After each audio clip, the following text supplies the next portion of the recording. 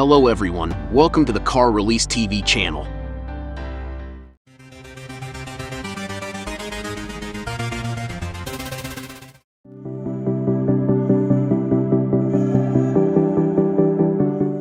The Range Rover Velar pressed the brand name style language onward when it was introduced in 2017, as well as now the mid-sized high-end crossover is about to get a renovation.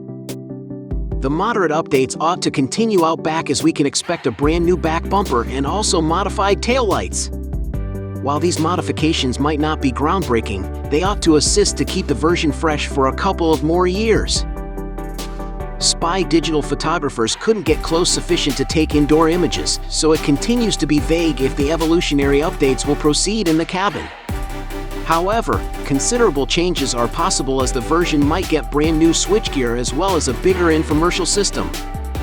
This continues to be seen, but the present Velar has a 10-inch infotainment system along with a lower 10-inch display screen that focuses on climate controls as well as vehicle settings.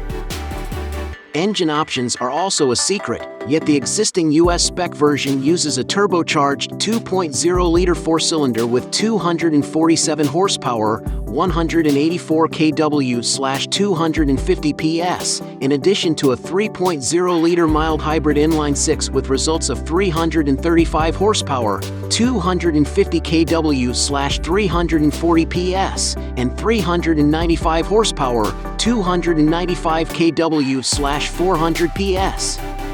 In various other markets, there are a variety of diesels along with a plug-in hybrid powertrain.